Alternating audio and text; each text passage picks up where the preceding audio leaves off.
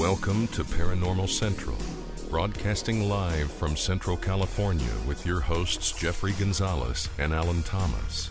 Broadcasting video worldwide at paranormalcentral.net and broadcasting audio on the Dark Matter Network at artbell.com. Are you ready to witness something that you cannot explain? I'm looking for you, you're looking for me. We have to decide what it will be. Can it be true? Can I believe the unexplained? Look into the sky.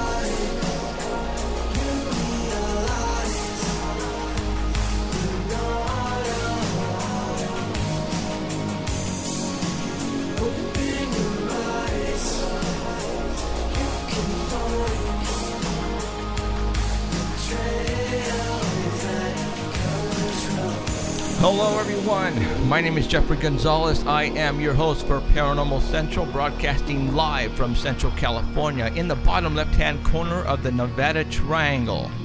My name is Jeffrey Gonzalez. Thank you very much for showing up wherever you may be around the world. I really appreciate it on a Sunday afternoon. To my right, to your left, co-host for the show. Hi, y'all. Alan. What are you doing? Eyelash. Thomas. And womening the boards back in the corner of the new studios. This time I can't really see her because she's about 50 feet away. Emerald Benia. Hi, everybody. Thank you for showing up, you guys. Appreciate it. I know it's Sunday and NFL football is on right now, but you know, you can always mute the TV, right? And turn us up. If you are watching us at livestream.com, then obviously you are looking at us right now. Thank you very much. If you are listening to us on the Dark Matter Network at artbell.com, yep, I said it, artbell.com is broadcasting us on the Dark Matter Network worldwide.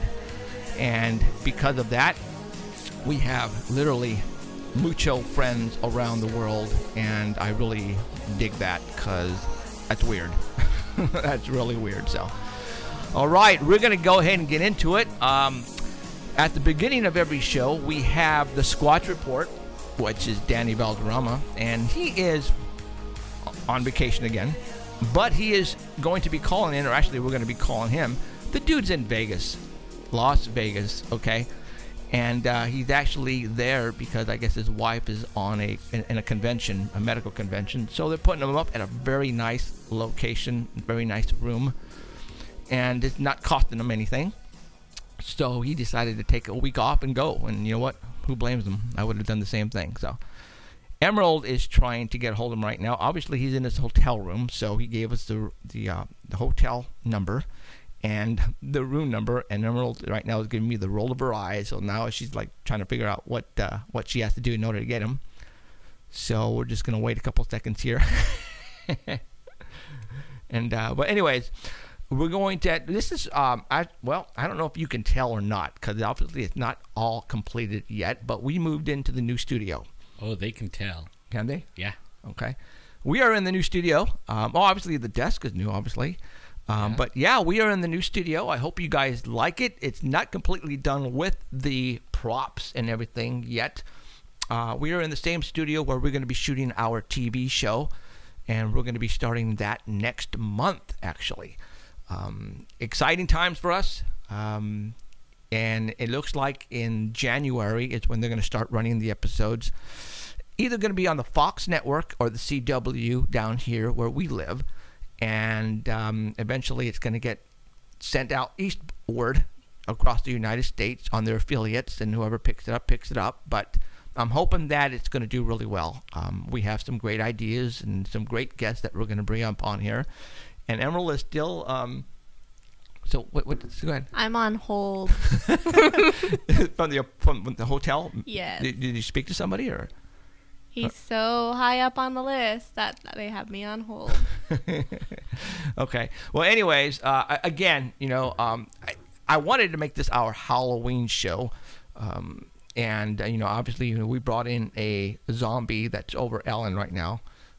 But, that's all that you're gonna get. Sorry. If it touches me, You know what? you'll see me free.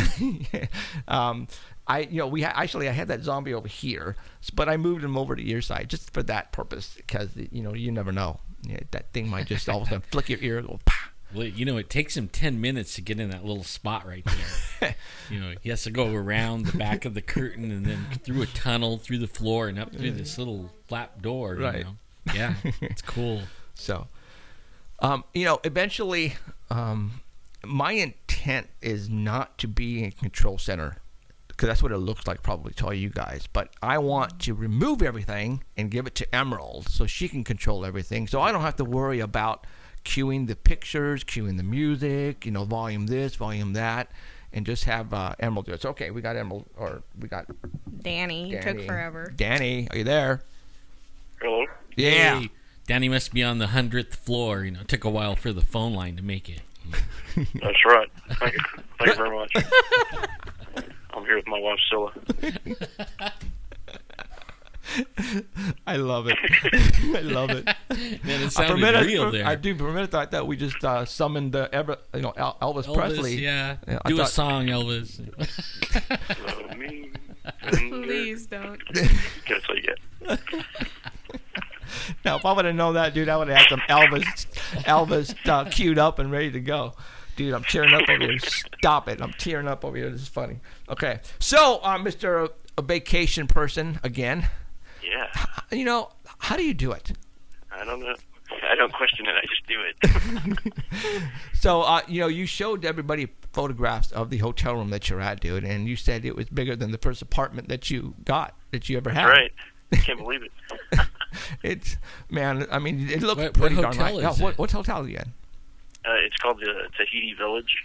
Oh, a newer one. It's like almost past Mandalay Bay. Okay. It's pretty nice. Right on, We yeah. even have a lazy river for the kids to go down, but we didn't bring any kids. 'Cause they're too lazy. Yeah, the kids are like eating frozen dinners right now, TV dinners, and watching and having pizza at the house, right? They're probably just eating candy. All your Halloween candy is going to be gone. So, Yeah. so all right, Danny. Thank you very much for taking the time and get us those pictures for your Sasquatch. No problem. Yeah, Gotta help out the #1 live stream dang straight. paranormal TV show. Dang straight. So, all right, let's go ahead and go with #1. And for all those who are watching us right now, they're going to be popped on the screen. But if you are listening at the artbell.com website, you can actually go to their homepage right now, and the photograph that we're going to be showing are on the homepage at artbell.com right now, so you don't miss out on anything. And it is, I believe it is just marked Paranormal Central with today's date. So I am going to click on #1, and you are a go, Daniel. All right, this is the picture of Les Stroud, and this is from his own page, Les Stroud, and there's also on the Bigfoot evidence page too, from Thursday, October 23rd. He just happened to show up at a business called Pacific Outfitters up in the Northern California. He showed up in there, and he was looking for supplies for camping, and they recognized him, so they got a picture with him. Say, hey, you're Les Stroud. He told them that he was going to be out there for a week, and he posted yesterday that he was in the Hoopa Mountains near Willow Creek. Ooh. So he's going to be. So he said that there's been a heavy rain up there too, so everything's going wrong. Oh, wow. So I'm assuming this is going to be a Bigfoot episode then? Yeah, it looks like. Right. Yeah. Okay. Yeah, he didn't say it was, but what else would you be up there for? Willow Creek. Well, I know. Willow Creek, man. That's where that's where it did happen. So awesome. Okay. So everything, as he said, is going wrong. It's the craziest shoot that he's ever had. He said the rain has really held him back, which is a good thing here in Northern California. He's getting rain. Wow. Well, what about Central, man? We need it down there. Wow. Yeah. All right. He's got almost no footage because of all the rain. He said the cameras aren't working. The people that are, I guess the production crew that's with him keeps messing up. He says the smell of pot is everywhere. He said that when you're walking down the road, every bend in the road brings a new flavor. Really? Ew. Wow. Man, they So he better said it's be very dangerous up there right careful. now with all the pot farms and the meth labs, he said. So he's trying to stay clear of those. Wow. Maybe that's why Sasquatch decided to make that home, because no one Or goes maybe up that's there. why everybody over there sees it. Huh. Because they're high. Because they're high. Yeah, no, Becoming okay. clear. Yeah, or not clear. All right. Blurry blob squatch. That's why it's always blurry. It's because their eyes can't focus. God. All right, let's go number 2. Let's go to number 2, and it is right. Number 2 has one picture. And got it up there. Go for it. All right, this was actually from September 23rd, 2014, but there's a, from the CBC radio. There's a British Columbia resident who says he is responsible for all the notable Sasquatch sightings in the area for the past 50 years. His name is Lyle Northcott of Nelson, British Columbia. And he says that making people believe in SAS is easy. It's making them believe that I'm the guy that's doing it. It's the hard part. Says he started in the early 70s, and he's had multiple suits, some that he couldn't use anymore because they totally look fake. But he says that the suit that he's using now, I guess it's the picture that you have there, is pretty convincing. And he calls himself Canada Sasquatch. And he, people have reported finding droppings on the road and stuff with their sightings. He says that he made those himself using animal and his own to make patties and drop them on the road. Why is he doing this? Just for the heck of it? He says it's just for fun, just to prove that people will believe anything. Right.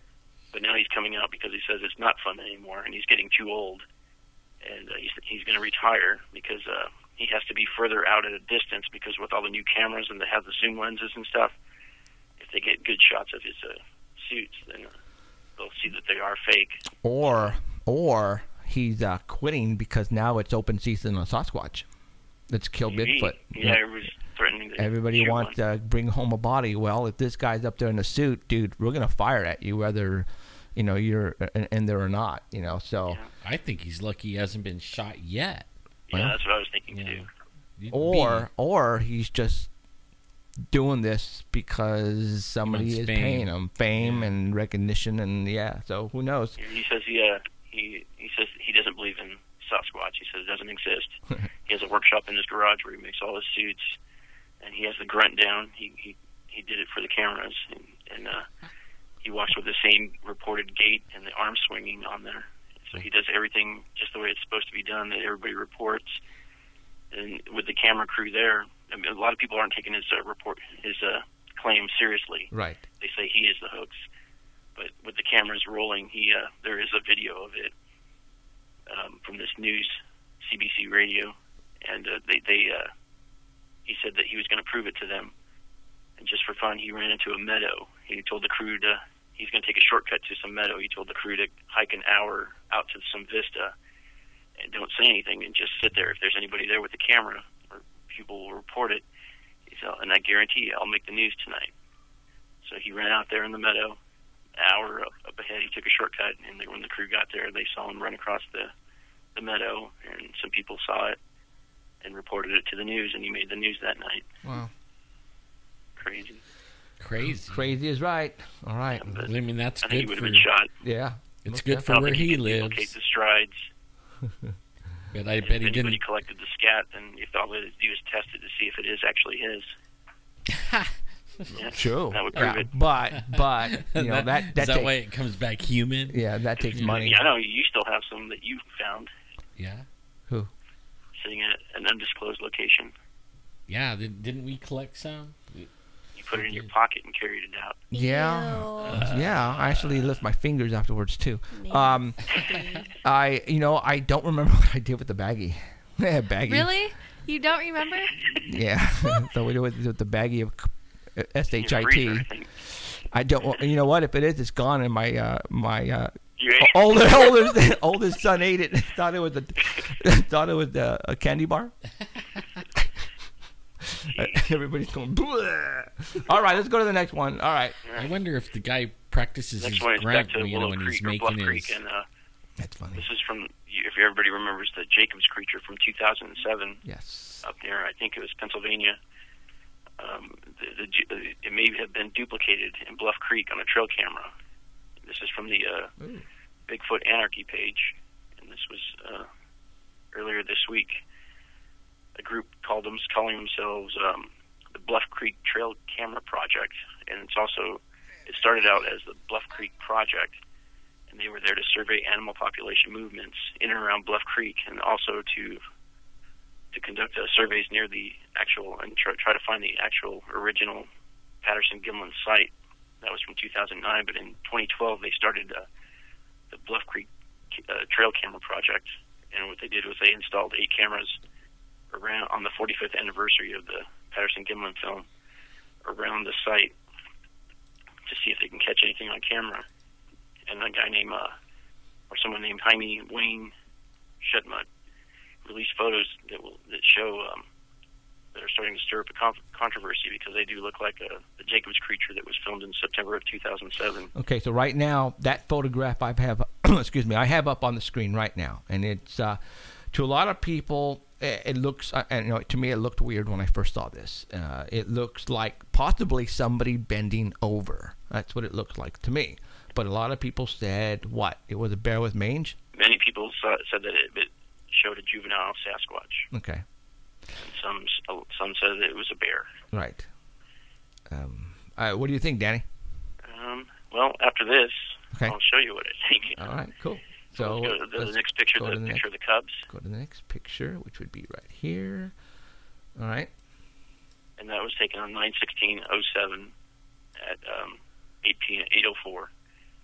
And then the next one was taken almost a half an hour later, and that shows the creature, the Jacobs creature. And it's called the Jacobs creature because the last name of the person that owned the trail cameras was Jacobs.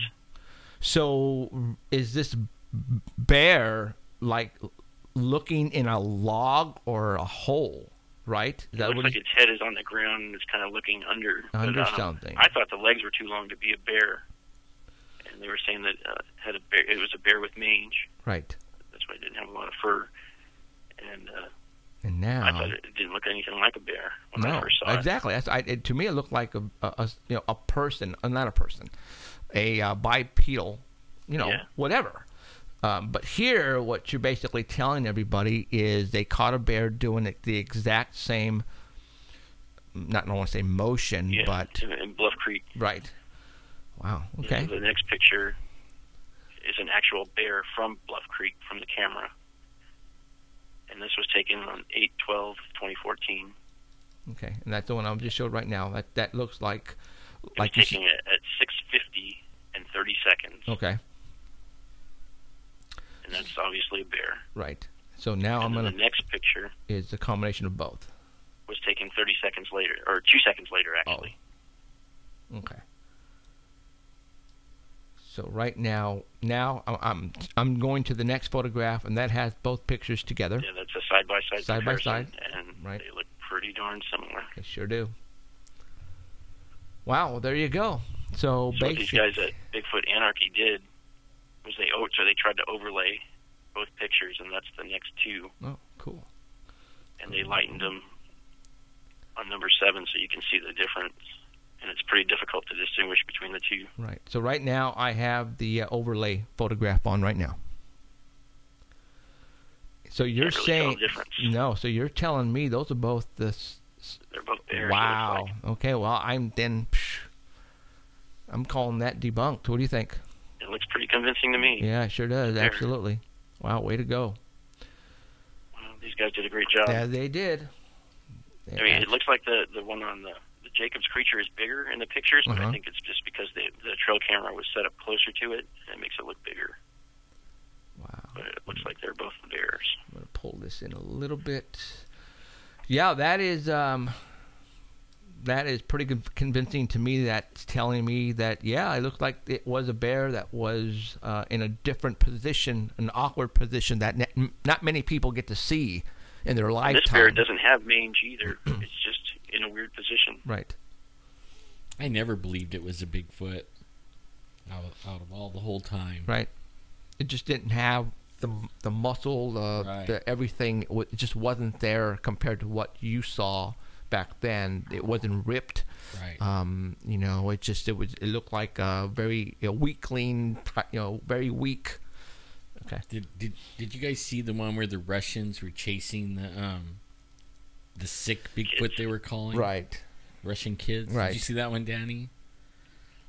And they throwing sticks at it and stuff like that. It was like a big reddish brown dog or something. I mean, you never saw anything that made it where you could tell exactly what it was. Right. I mean, it looked like somebody in a big carpet or something running around, really, you know. Right. It was interesting. So, okay. All right. I got now, that was photograph number 8, and that's all for the Bigfoots, right? That's it. Okay. Now, since you were there, I had a mission. you had a mission, Sweet. and oh my gosh, did I download those? They're on the Art Bell page. They're on our Bell page. Gosh darn it. Rookie. Okay. All right. What did you took some photographs of what? The Janet airplanes. I'm near the terminal. I took a drive down there this morning, and I found the entrance, and it has these little security cameras. They're just mobile on wheels, and they're popped up, and they have cameras on all 4 sides, and they're everywhere around there. Really? So I tried not to go too slow, and I stuck my phone out there, and I was taking pictures, but you couldn't really see anything because there's a big fence there too. You could just see the tops of the plane. So when I got back to the hotel here, I went up to the 10th floor, and there's a viewing area up there. And I got my long lens, and I popped it on there, and I got some good pictures of the planes, the actual planes, sitting there. Can't remember how many there were. There were like 4 or 6 of them all lined up there. Right. And from what I understand, there's a special location just specifically where all those planes are parked. Yeah, they have their own terminal. Helicopter. It's near the Luxor. Okay, It's right across from there. people can hear. And I'll go to Area 51. That's right. There's actually a place in the Luxor you could go up and like an observation thing, and you could take pictures. Are you sure that's the helicopter? It's a Yeah. plane. It sure is. Not the helicopter. You got the helicopters basically over our new studio right now. Can you guys hear it? That sucker's low. Yes, Sock, I was taking a break between Celine and Brittany. Wow. No, it wasn't Celine. Celine's on a break. I saw Shania. Yeah. Okay. All right. That was the Los Angeles, the Fresno Police Department taking a drive-by or flyby, basically over our new studio, and letting us know that we see you. Okay. All right. So you took 4 photographs of the Janet airplanes, which I am sorry, I don't know why I didn't get them on here, but they're on the Art Bell page. So if anybody wants to go and take a look, Nice at and those. clear. They're not blurry. Yep. And no for all those doubt about people who don't know what we're talking about, everybody knows where Area 51 is. It's near 100 and something miles from Las Vegas. And there at the McCarran Airport, there is a set of airplanes. And we're talking about like 737, 727, some small prop ones. Wow, something going on.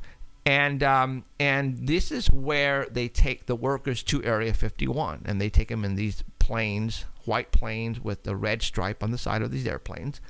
And it is so legit and for real that, yes, they do take the workers from that location to Area 51 and bring them back every night. So if you want to know more about that, go and Google Janet Airplanes, Area 51, and you'll see what we're talking about. So It's a white plane with a red stripe down. That's down right. the middle of it. So, all right, Mr. Danny. So you are there until what day? Till Friday. Till Friday. Okay. All right. Lucky dog. I'm so, jealous. So what do you have setting up for tomorrow? What are you going to do? I got a show tonight. We're going to a show tonight. Cirque du Soleil show. Yeah. And Brittany on Wednesday. Britney Spears on Wednesday. Yeah, my wife wants to see it, so I said, okay, let's go. Why not? Drag me. I know what? I wouldn't mind. That would be kind of cool. So, all right, Daddy. Thank you very much. Have fun in Vegas. And if you see a UFO, make sure you call us. All right, thank you. See ya. Bye. Later, Danny. See ya. He may see something if he keeps his eyes to the sky. Absolutely. Over there. Absolutely. So what time is it? 7:24. Okay. Yeah, there's something going on out there. Like the heard helicopters are going. sirens Sirens are going. I heard The somebody dogs screaming. are going. I think those are dogs mimicking. No, it sounded like somebody screamed, huh? Yeah. You hear that? Really? And sirens. And still. sirens, more sirens. That's where that helicopter was probably going. It's probably an accident someplace, though. All right. All right, let's go ahead and continue with the show. Thank you very much, Danny. Have fun in Vegas. You suck. All right. As you guys know, us here at Paranormal Central, we try to keep on top of the latest news. And I mean, we are on top. I mean, we have people who follow us who place things on our wall, and it's from stuff that probably happened 5 minutes ago. You're not going to see it on CNN or Fox News right away. You'll see it on our site first. So what I would suggest you do is go to Paranormal Central like page on Facebook and like us, because you will be on top of a lot of stuff. And Ellen and myself, we also have Facebook, Facebook walls, and we do the same thing. So go to Facebook and like, or actually not like, be a friend. I think I have like close to 4,700, so I got 300 more to go, and then they're going to put a stop to it. So I'm Jeffrey Gonzalez, and then Alan Thomas is actually, what is yours again? Mine's like facebook.com/Sasquatchin. Sasquatchin. So all right. So like I said, go and like our Facebook pages and our walls, be friends, and that way you're on top of what's going on. Okay, a lot of stuff happened in the past week. We're going to go ahead and get right to it. At about 5:45, we are going to be talking to a girl by the name of Jessica who lives in Utah. She lives right across Hill Air Force Base, and she snapped a couple of pictures of something in the sky and an airplane basically dodging it, and she got it on film. And I'm going to show you those photographs with her on the phone describing to everybody exactly what she saw and how it all went down, because it's basically I like to bring people on instead of talking about it. That way you can hear it from firsthand from them. So before we do that, because we got 15 minutes, and then we'll give her a call. On the past week, let's see, October the 22nd, that was on Tuesday, I believe. Everybody was screaming outside saying, oh my God, look at the chemtrails. They were just, the skies were just blaring with chemtrails. And if you guys have been listening to me, I've been doing this since 2006, 2007, on basically, I've been doing a show. And I am very observant. I like to, if I find something and I think my theory is correct, I'll blurb it out there whether you guys think I'm nuts or not. And back then in 2006, 2007, I was noticing the chemtrails when they happened, what followed afterward. I would look at the news, I would find out what happened the day before, and all of a sudden we have these chemtrails. Well, I started to notice that whenever we had a solar flare, and a good powerful one, the chemtrails would follow the following day. And then it started to be a regular routine. It was just like, I could tell you, if we had chemtrails, then I could have told you, then we had probably an X-class solar flare the day before. And sure enough, that's exactly the way it was going down. So October the 22nd, we were getting hit hard for 2 days straight here in Fresno, and people were basically acknowledging wherever they were at around the United States, they were getting hit as well, as far as the chemtrails go. And my allergies actually acted up a lot too, and so did my wife's. And then I started to do some research, and then all of a sudden, that's when people were saying we just had one of the biggest solar flare that we recorded in a long time. And people were taking, actually it was the same day as the eclipse. I went outside and I had, for all those who don't know, you can look at the sun when we're having an eclipse, but you have to have a special kind of glasses. And what I have is I have welder's glasses. Okay, you don't want to look directly at the sun when there's a solar eclipse, because the sun is even more powerful at that time, that it could burn your retinas on your eyes, and it could really do some damage. So go to Home Depot or the hardware store, and you can get, or Harbor Freight's where I got mine, welder's glasses for $3, all right? And they're rubber ones, and they work great. And I was looking at the eclipse through them, and then Danny goes, dude, you see the hole in the sun? And I was looking, I was saying, holy mackerel, look at the size of that hole in the sun. And when we have a hole like that appear on the sun, that happens when we have a solar flare. Solar flare will come out of that hole, and because that particular hole was huge, guys. It was really, really big, and which made sense. That was the reason why we were having so many chemtrails. And during that day, I noticed a lot of interference here in Fresno. As a matter of fact, the Fox network at 10 o'clock on the 22nd that night went out. Some transformers blew, and they went down for 3 hours. It was beep. I mean, that's how bad it was. That several transformers blew, and I noticed that some other people were experiencing technical difficulties. I actually worked for AT&T. I was in somebody's house that day, and I was on a trouble call, and their internet wasn't working, and their phone wasn't working. So I walked in, and I found out that the phone and the modem burned up. She said, and I go, what happened? She goes, well, the power went on and off and had a glitch today. I'm like, well, crap. You need to buy a new modem and a new telephone. They're fried. They don't work. I'm like, holy smokes. So how many other people had the same problems that day? You had a problem with your car battery. It basically burned out on you. Well, I thought about that too. Like, what if the battery was ready to go and weak already? Right. And I mean, it's because I have a wheelchair lift in the back, I have to have a big, beefy battery. Okay. But it was getting weak. Okay. So what if it fried it? Like it was so weak, that was it. It couldn't take that. It just needed a little bit to zap it. Well, yeah, I mean, now I put a new battery and vroom. Wow. So that day we were having a lot of interference. Matter of fact, people who had Verizon was telling me they went out for a while. So did T-Mobile. So when big solar flares like that occur, we do have electrical interferences, and sometimes they are bad and sometimes they're not. I just wonder how much these chemtrails. Now, people are probably thinking, well, what are in these chemtrails that are helping with the solar flare? In the chemtrails, there's barium, and it's like an aluminum oxide. An oxide. And what they do is they saturate the above Earth to deflect basically the solar flare from hitting us, and that's what that barium does. See, one of my firefighter friends, we were talking about that. They, like I was telling you, we were noticing that you could see it. The chemtrail didn't go from out of your view and then out of your view, right? Right. You could see where it actually cut on, and then went over the city and then cut off right at the city limits. Right. And he was telling me that we were actually coming out of the foothills, and it was clear. Okay. So they were just protecting the city. And he was saying that if this stuff falls, it falls at night. It falls down and lands on the ground at night. And if it gets on the plants and things, the aluminum oxide burns real hot, like phosphorus or something. Mm. And that's what's causing all our problems in the forest.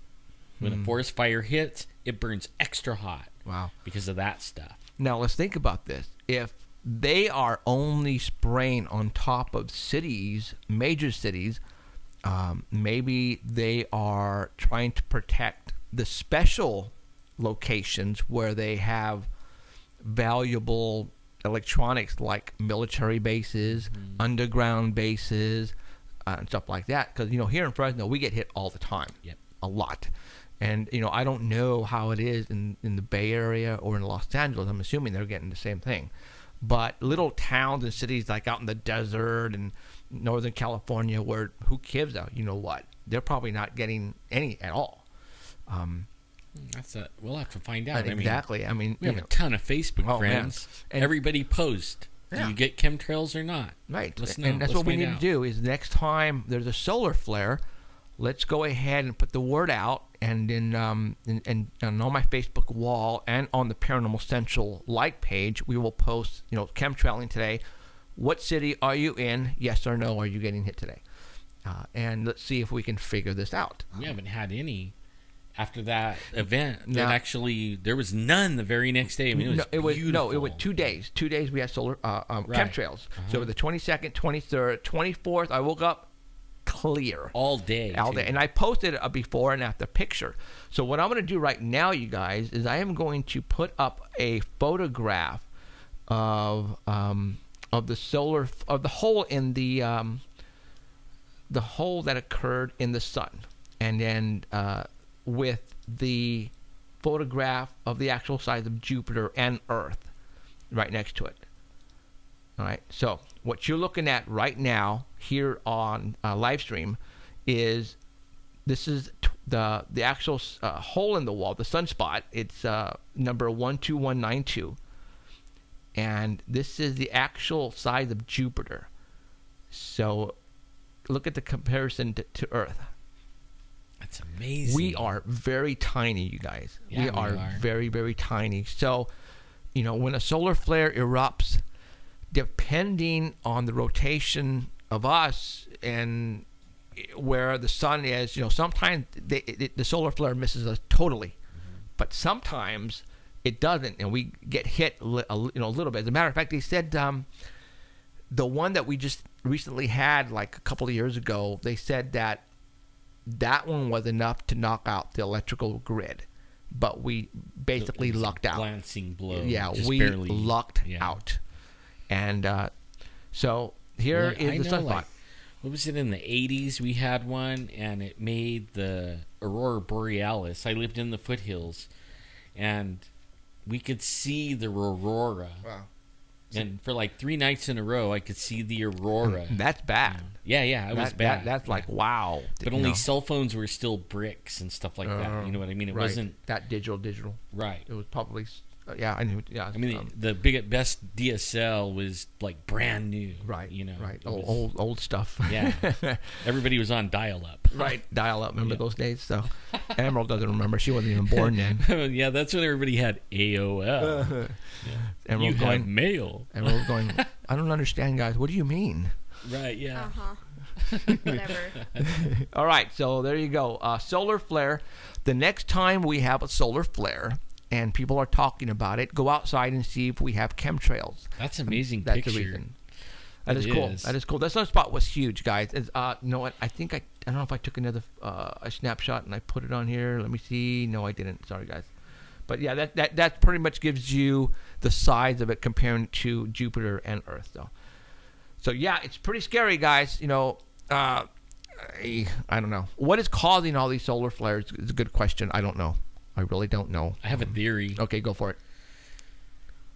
Doing research, I'm always researching. Now, I'll let you guys know I'm not an expert on anything, okay? Like, I just like to find things out, but it doesn't mean I took a college course in it or anything like that or have a master's degree. Only I do research as much as I can. And one thing that's starting to happen, like, I don't know if everybody saw it, but there's a comet that came in. They were calling it Swing or something like that. And it went right by Mars, and the whole atmosphere of Mars blew up. I mean, the whole atmosphere blew up. Okay? And there's something that came into our solar system, and it's starting to affect the planets. Right. It's starting to affect, the meteorites. We've been having, like, fireballs all around the Earth. I mean, like, more than ever. And even, like, if you go out at night in the city, you can see these really cool green meteors and stuff like that rare. Right. But it's not so rare right now. And the sun is woke up. The volcanoes have woke up. There's earthquakes everywhere. Something came into the solar system and they're not showing it. They keep on turning off the cameras. Right. And especially ones going in certain directions. Uh-huh. I think something's came in to our solar system. I can't find out what it is. But only something came in. Can we say possibly Nibiru? It could be Planet that. X? It could be that. Okay. It's a very good possibility that is the case. This is like, now that you mention that, this is interesting to me, and I don't know what everybody else is going to think, but in your town, let me ask you this. Do you have people standing on the corner going, "We buy gold, we buy gold"? Oh, do you have that? Yeah. Oh, yeah. I mean, does everybody have it out there? We have it in Fresno. Almost every corner, we buy gold, we buy gold. Well, this guy that says Nibiru is coming in and also says that that's what they want is gold. And that's why we value gold. It's almost inherent in us that we get gold fever and all this kind of stuff. Right. The people that are running the earth or governments, they're sucking up everybody's gold to make a deal with this Illuminati group or the Anunnakis. That's coming this way. Yeah, and supposedly that down through history, when they would come around and come and pick the gold up, they would take the gold, and then whoever had the most gold got a gift from the Anunnaki. And like the Jews got the Ark of the Covenant, which would be like one of the worst. They could kill everybody with it. I mean, they could knock down walls. They could. Wait a minute. Stop right there. Okay. Now you're going against. Now this is where Emerald should have went. Wait a minute, because you're talking alien stuff now, Alan. Right. Yeah. Okay, Mr. Religious guy, and granted, me too. But now you're talking Illuminati. You're talking the Ark of the Covenant. You know, the powers. Example, Indiana Jones. You know, anyone who captures it or uses it can rule the world, possibly. Has those powers. In fact, I actually believe that we went in Iraq not for oil, not for. Right. They actually thought that that like way back when this Nebuchadnezzar guy had some of this technology thing, right? Right. And he was a super king.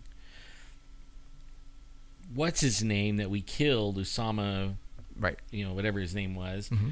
He actually was said that he was him, and they were afraid he was gonna find that technology, or he found it and he was gonna figure out how to use it. Right. And it's a super weapon. Right.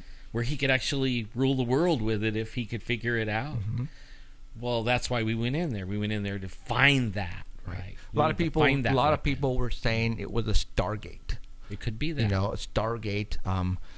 I think we talked about this a long time ago, but I think it's time that we come back to it. Not today, obviously, but because we can definitely do a full 2-3 hours on just this particular subject. But let's get back to him suggesting that Planet X, Nibiru, is on its way back every, 3,600 years? Yeah. Okay.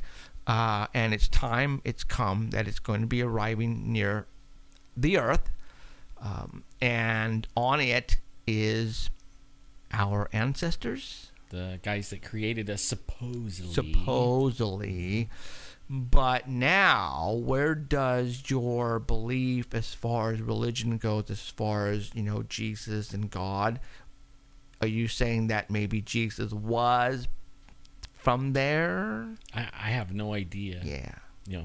All I know is they're not good. These dudes are not good. They're not good. They're bad, and their badness is well known. And then all I know is the Jesus stuff, it stops the bad stuff like that. And I mean, it works every time, over and over. It worked in Africa. It works around here. I've seen people's eyes grow back that didn't have eyes. I've seen bones get healed. I've seen arms grow out. You can't say it's 100%. It's not 100%, but only it happens more often than not. And so I still, I don't know how, or all I know is it works. And you guys have to understand, we're just not here behind the microphone feeding you guys all this. We are actually out there investigating all this.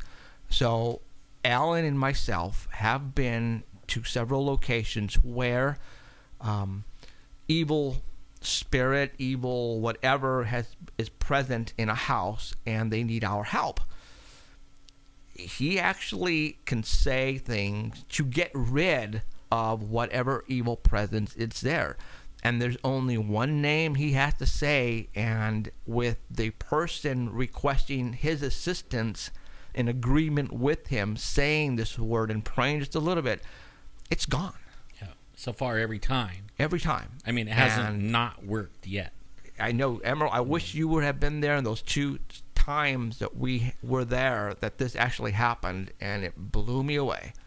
And confirmation from the people who own that property and the house can also say, man, it worked. You could even call them today, and they'll tell you the same thing still, because they haven't had a problem since. Matt, do you still have the phone number? No. Rats. No, Rats. That Okay. was a while ago. Yeah, it was a while ago.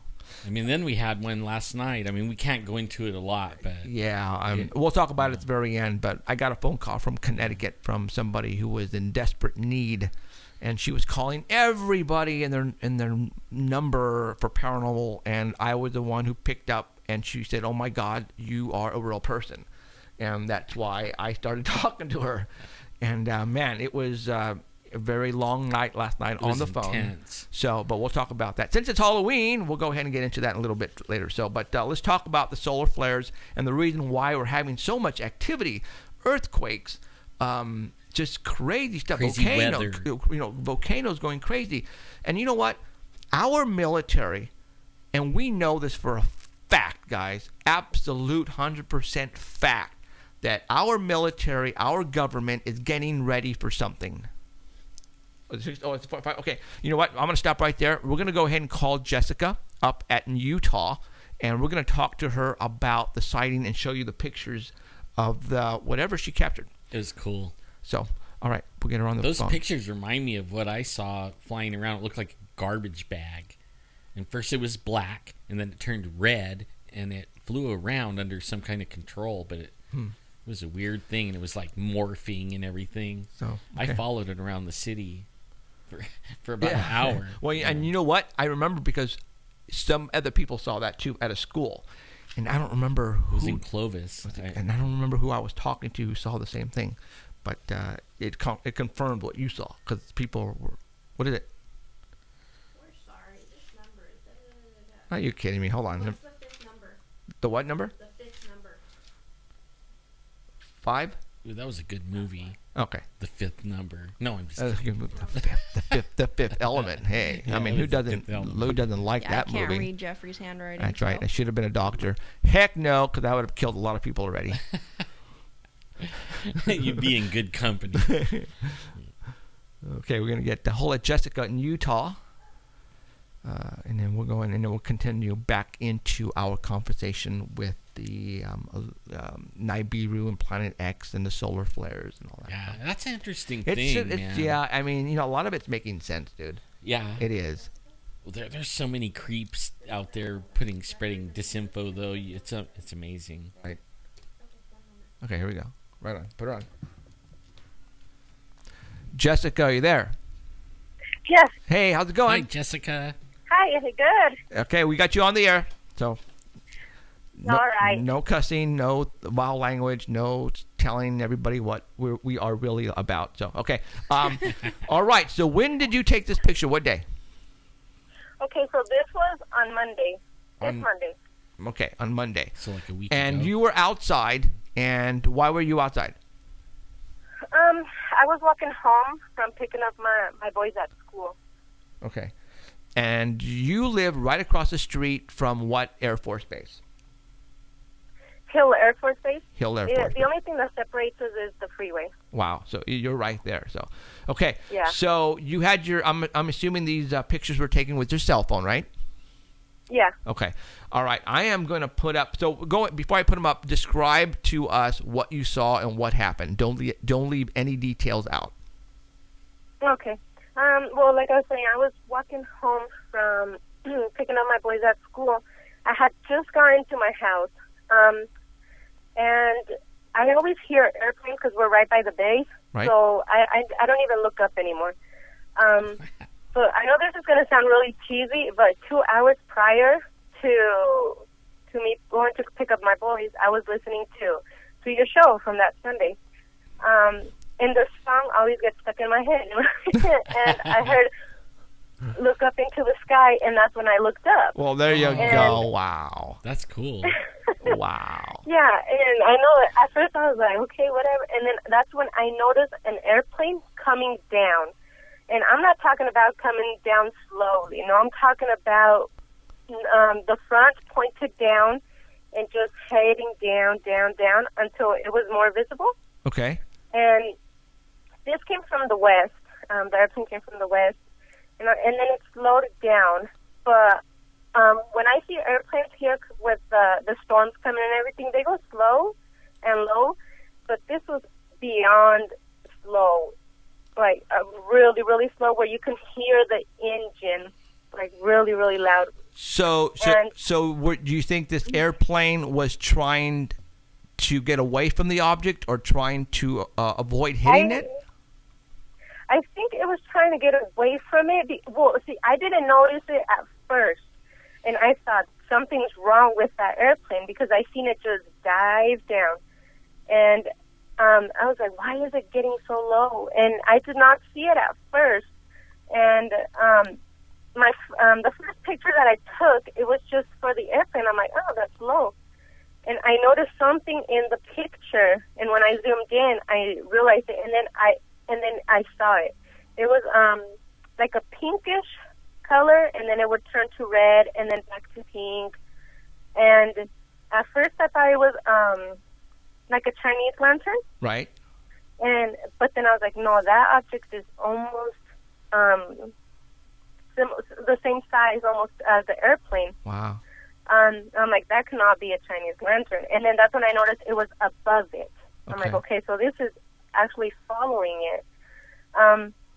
I didn't even make it into my house. I told my boys, hey, get in the car. We need to go somewhere. I started following it, and I only got a few blocks down when I hit a red light, and the airplane was still going, and this object went a little bit to left of it, and then it just started flickering, and it was gone. And I tried looking for it, and I could not find it anymore, so I just went back home. Now, the airplane that we're looking at right now, we're looking at the picture with the airplane at the bottom left-hand corner and the object on the top right-hand corner. Yeah. The airplane, do you think it was a military airplane? Do you think it was a airplane that carries passengers, like a...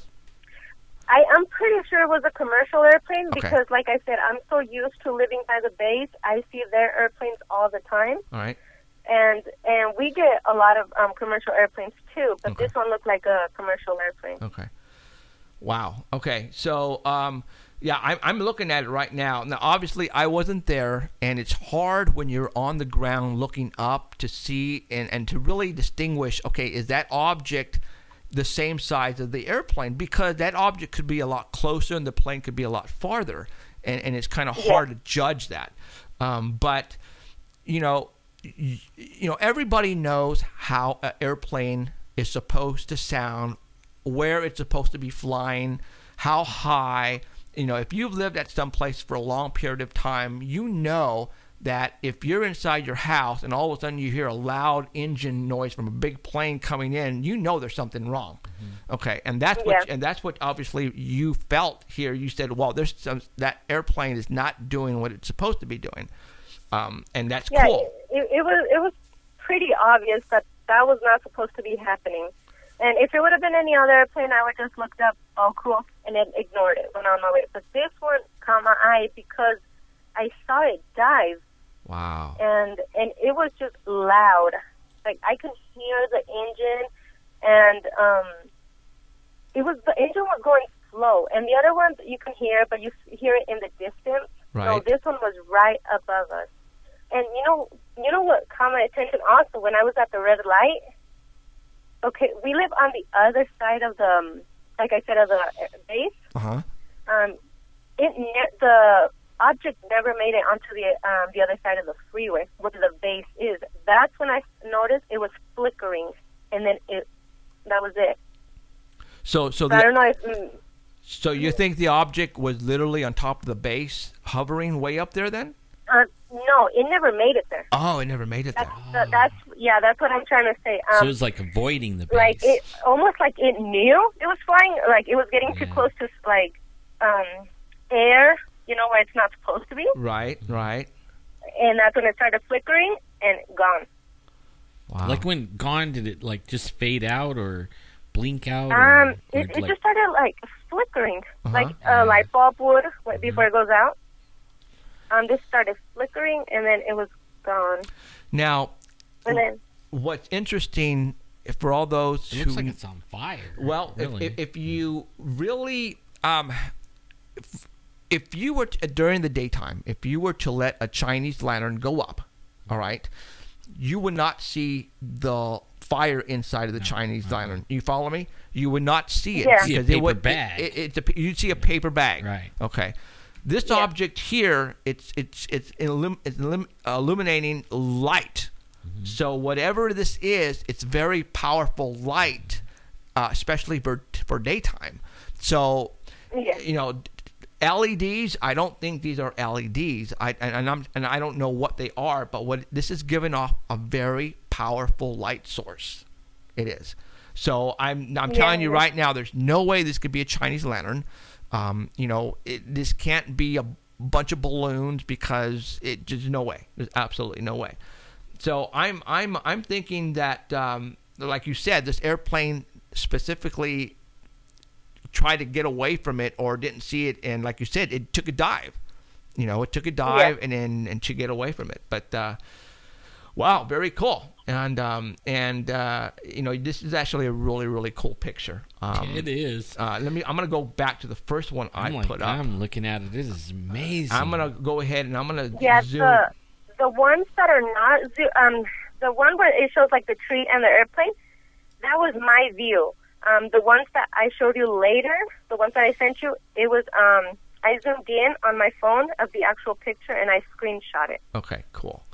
And so right now, actually, what I'm doing is I am, I'm going to zoom in on the light source right now, just the object itself, and I'm going to show everybody. It almost has like you could see somebody in it. You know what I mean? Doesn't it look like it? I don't know. It's like a skull, kind of. It's that's what I got from it. Right. It's a weird, definitely a weird shape. But it is definitely emitting a very powerful light source. It is. But that's awesome. Well, that's very cool, Jessica. You got something very cool on film, man, and that is, you know, and and it's cool that you know, you made us feel good when you said, you know what, it's the song that Anthony, you know, that possessed tranquility. You know, that's cool. Hey, you know. Yeah. Yep. I know. I was like, oh gosh, should I tell him that? I was like, oh, why not? Yeah. Well, a lot of people are asking about that song, like where to get it and what is it. Yeah, iTunes. It's on iTunes. So, all right, Jessica. Hey, I appreciate you sending me these pictures, man. That's very, very cool. And you know, keep looking up in the skies, man, because you know this is probably not going to be the first and the last time you see something. I guarantee you. Oh, That's amazing. This is my second time of seeing something. Wow. Yeah, so people must be lighting these like all over. You know what else they're doing? Fireworks. Yes, and I'm like, why?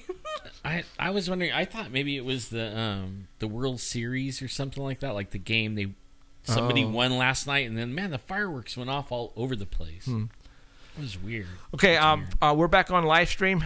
For some reason, we got disconnected, and you know what? We were showing this photograph of a unidentified flying object, and that, you know, we don't get cut off very often anymore. Not a lot. Not a lot used anymore, to. and only when we talk about specific subjects. Well, we used to get real controversial. Yeah, and we learned that we had to tone it down if we wanted to keep the show on. But only every once in a while, it is too good to hold back, and bam, we get cut off. Yep. So, like, all right, darn. So this one's gonna be a part 1, part 2, just to let you guys know. All right, and all you guys in chat, it was not your computer. No. Nope. We should do that. Like, was that the Twilight Zone? Is that what they used to do? Like, do not adjust your computer. Yeah, really, yeah. Yeah. We got slammed right now, you guys. We got slammed. So, okay, let's continue on. Before we were talking to Jessica, we were talking about, you know, all of the crazy stuff that's happening around us, like volcanoes and earthquakes and solar flares and UFOs. Yeah. Remember, a few months ago, when we were saying, what happened to all the UFOs? They're not, you know, nobody's reporting UFOs. Right. All of a sudden, lately, in the last month, those have picked up again. Yep, they're coming back. And just like Jessica said, you know, you look up and you might see something, and in her case, she did. So, let's talk a little bit more about, what time is it right now? It's only an hour. We got a whole hour left, so we got plenty of time. Our military is preparing for something, you guys. I can tell you that right now. They are making the underground base here in Fresno a lot bigger. And I'm going to sneeze. Hold on, guys. Oh, my gosh. Bless you.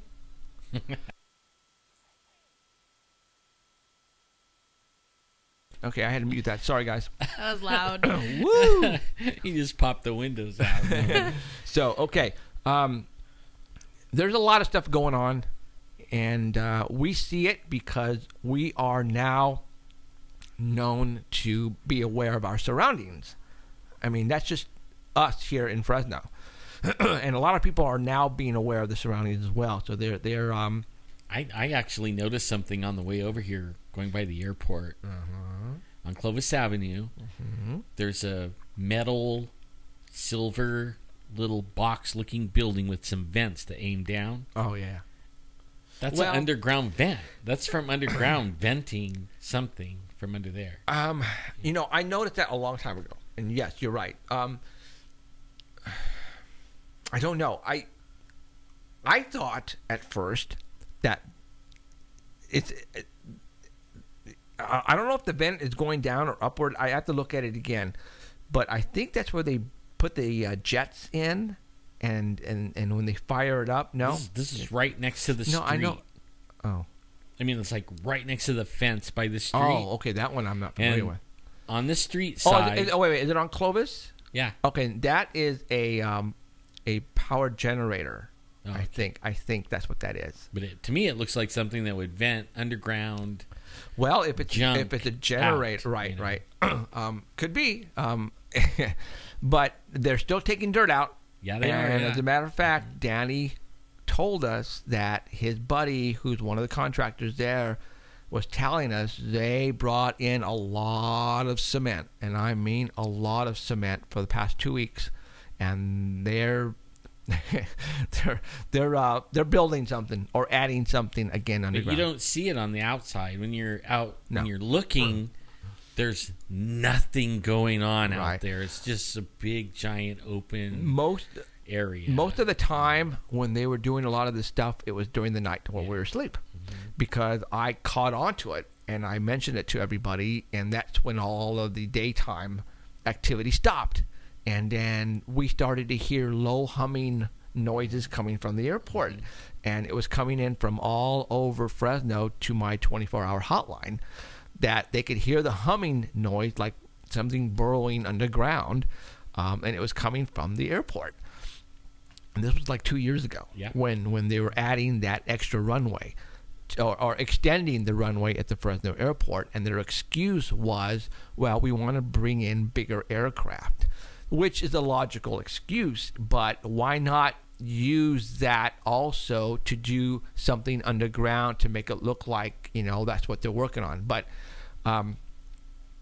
They're way done with the runway now. Oh, a long time ago. It's all done. There's nothing going on except there's still trucks of dirt leaving in the morning. Right. A lot of them. Yes. And right now they're working now on the southeast part of the airport where the jets are parked. They've been working in this particular hangar for a long time, and dump trucks were coming out of that location for a long time. Like they were basically, this is my theory, and I said it last week, that particular hangar that they're working on right now, they're building an underground elevator enough for a jet to come up and to go. That's what I'm thinking is going on right there. That's my theory. So it would be wise for them to put stuff underground. Yeah. If a solar flare came, their stuff is more protected. No, actually, there. I'm thinking more of Area 51-ish type of top secret stuff, drone top secret stuff that they're working on underground, and they're going to bring it up during the nighttime when we're asleep to fly it and check it out. It would not surprise me. That's what I'm thinking is going on. So. Fresno is like the test zone of everything. Dude, let me tell you, we are in the Nevada Triangle, you guys, and we are in Triangle Alley, heaven. So I think maybe they realize that, hey, Jeff has a big mouth, and so does Alan. They already blew our cover. Who cares now? Let's just go ahead and do it, what we have to do, and just do it. So from what I understand, they're not very happy with us right now. A lot of different parts of the military and, I wish they would quit cutting our line. So, but we are being watched, you guys. I can tell you that right now, and this is coming from firsthand people that we are being watched very, very carefully. So, all right, let's continue on with. A couple days ago, and I believe it was October 24th was the exact date, and I think that's Friday. Today's the 26th, right? Right. Okay. So Friday, 26th. Yeah, on Friday. For those who haven't heard or who probably don't hear this stuff because you don't live in California, but in Northern California, in Placer County, there was an officer-involved shooting where 2 sheriff's officers were shot and killed.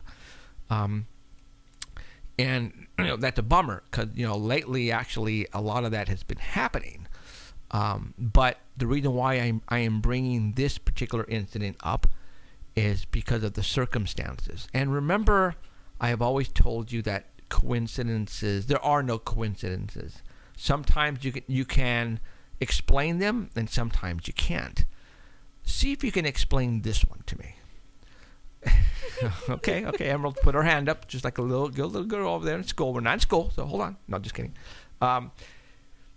One of the 2 officers that was shot and killed also his father I'm trying to get the date here. Hold on, guys. In 1988, his father also died on October 24th. Also on the same day, he died this past Friday. 26 years apart on the same day. All right, think about that. The officer's father died on October the 24th in 1988. Well, his son also died on October 24th, 2014, 26 years apart. Explain that one to me. Emerald, go. I think it's coincidence. You think it's coincidence? Only because it's kind of like saying what I mentioned earlier. How can a baby be born on the same day as the grandma's birthday? It's kind of just like it happens. It's one in small chance, but it happens. No, because you can plan a birthday. You can plan to get pregnant. No, that you cannot, because I was supposed to be born. No, I was supposed to be born July 4th. That did not happen. I was born June 17th. Pregnancy is not, planned, quote unquote. Okay. But you're never, well, I can't say never, but the majority of the time you're never gonna get the date right. Okay. All right. But interesting. Your take? I think it's coincidence too. Yeah. Okay. Sometimes but even though I believe there's no coincidences, really, they're not very many. Right. But only that one might be. So one of the times. Do you think maybe the I don't know, the person who shot, somebody placed a comment on that particular story on my wall and said it was planned and he actually meant to die on that day. And I'm going, how can you do that? Either you hired somebody to come in and kill you and and another sheriff's officer, which I highly doubt it. But weird, to die on the same day as your father. Doing the same line of work. Doing the same line of work. If it would have been in the same place and all that, right, then it would have really tripped me out. Then I would say not a coincidence. Right. Somebody set that up for them to be right there to get shot again. You know. Well, that's just something to think about, you guys. Sad story, but to have a father and a son to die on the same day in the line of work of as a sheriff's officer, that's just weird. But it's all true. It's all. See, now there's somebody on chat that said you can plan the birth, but see, I know you can. You'd have to have a C-section. Yeah. Okay, then that's what I. Sure, that's what I meant. You can plan your birth. Yeah. But you can't plan an accidental death. You can't pop death. it out of the oven, No. Yeah. And you're right. I should have clarified that because, well, see, check it out. A lot of times you can plan to be born on New Year's Day. Right. Mm-hmm. They want to be the 1201 baby. All right. And, people are in labor and they're, don't push it. 1201 now, push, type of deal. Right. So you can make that happen.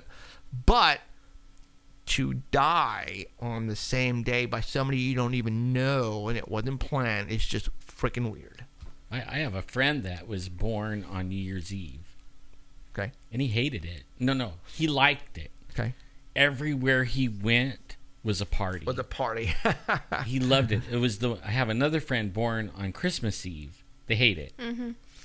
Yeah, because you only 'Cause get they one didn't get any present. presents. Right. Yeah. That stinks. But the one born on New Year's, I mean, when we were in high school, he considered everybody partying for him. Yeah, you know, Right. he could go to a club and say, it's my birthday today, free drinks for him. Yeah. Use it to his advantage. Yeah. Wow. He did, too. Wow. But they would check, like, let me see your ID. I don't believe you. Right. You know?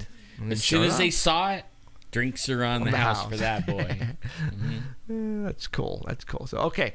Let's talk about another interesting story that I think I have blown up on the internet, and it went viral because what I had in my possession several years ago.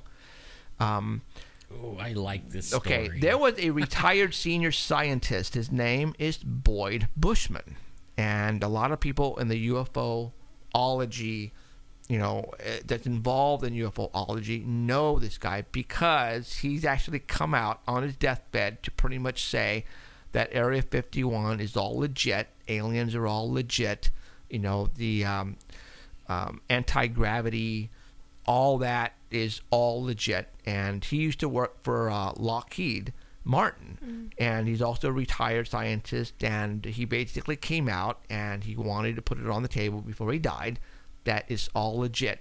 And when he did that, he presented to the people who were interviewing him photographs of different things. One of these photographs, you guys, was the picture of an alien gray. And as soon as I saw that alien gray, I went, whoa. Same here. It was like, I seen him before. I know that guy. I know him. In fact, I had somebody making out with him. You know, I got pictures of it.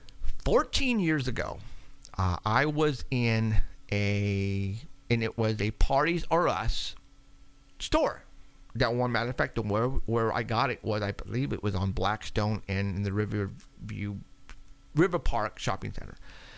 I saw this alien, 3 foot tall, for $100, and I bought it because I said, "Oh, that is so cool," right? Because knowing me, I am a geek. Simple as that. He has lots of aliens. I too. am a geek. If you would see my house and see the studio and see the props that we have, I am a freaking geek. Who cares? He has a snake guarding his front door. That's my wife doing. It's made me jump like 5 times already. Dude, it was funny because we ordered pizza and the the delivery guy came up and I was looking through the peephole and the thing went, and the guy jumped and almost dropped my pizza. I went, damn it! But it was funny stuff. Well, anyways, yes. I know it's there and it still gets me. So let's talk about the scientist. He actually put up, there's actually a video on YouTube and it's actually on Facebook. It's going viral. Anybody can watch it. And he puts up a photograph and it looks like it's on 35 millimeter paper, right? It's old, looking all dog-eared right, and everything. Right. Yeah. And on that is the picture of the alien he is saying is a real deal. But I'm going, wait a minute, time out. I have that exact same alien prop, or I had it in my house. It actually fell apart. Yeah, I had to throw it away. Yeah. Okay. So what I'm going to do right now, you guys, is I am going to show you the picture in question that he is holding up of the alien that he is telling everybody in the world that is real. And in the pictures that I put, when he shows the back of the head and he's like, and look at the veins on the back of the head. Right. Even on the one you have has veins because you know what? When they're kissing it, okay. All right. It shows that. Right. Okay. Now, here is the photograph of him, of Boyd, holding up the photograph of the alien. And I went, time out, you guys. That is an alien prop that I actually owned, and I have proof of ownership of an alien prop because I have many photographs that were taken. I even produced a music video with this particular alien prop in it.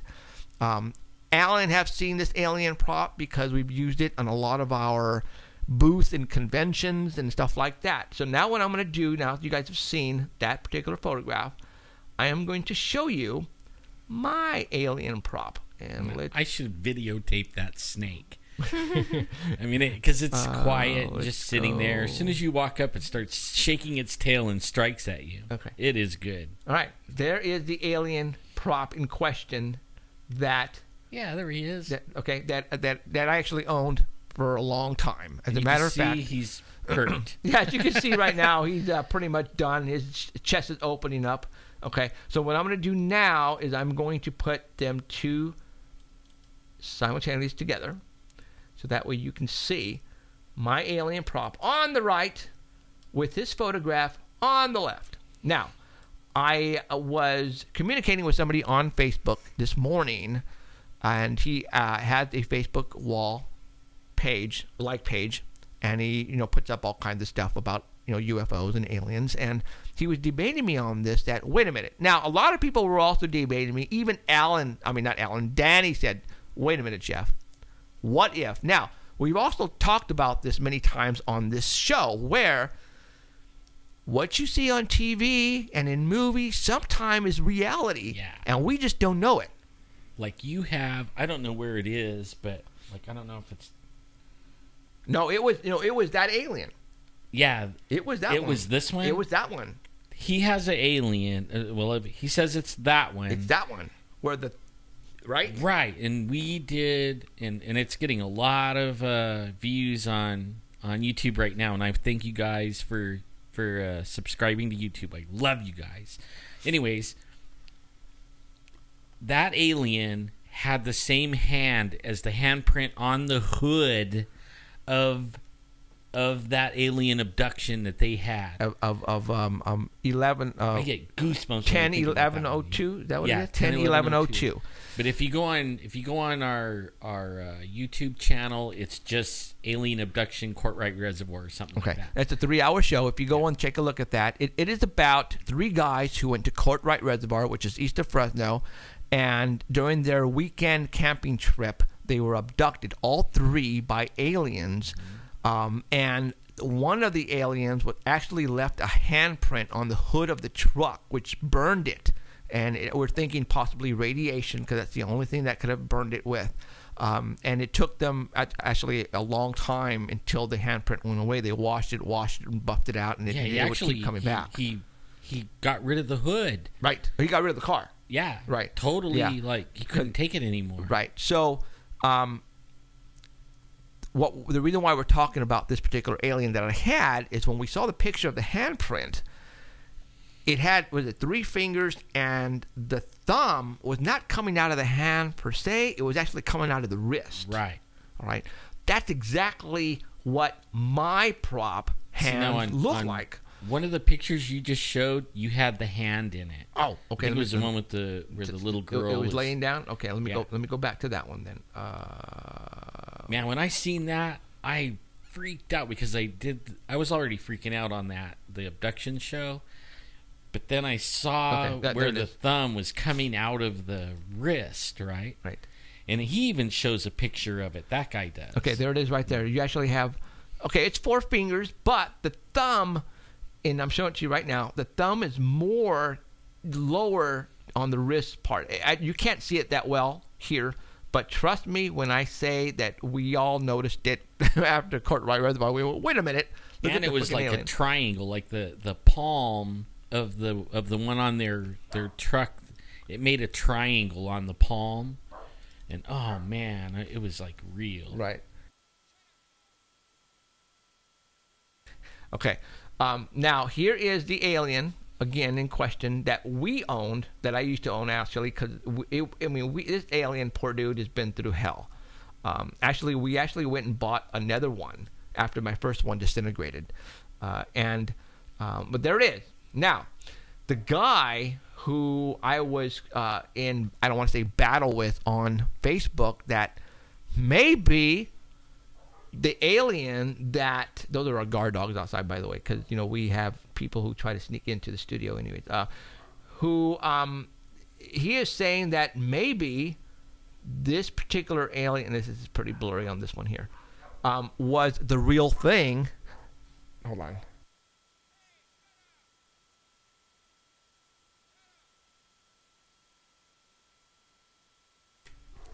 Okay, that Christmas a lot of song. times Yeah, it's that Christmas they, song. release or make up toys to mimic the real theft. Right.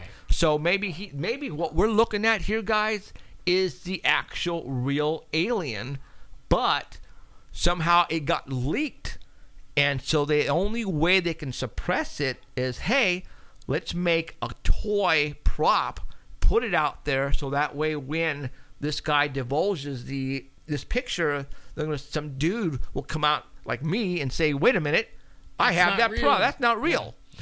Okay?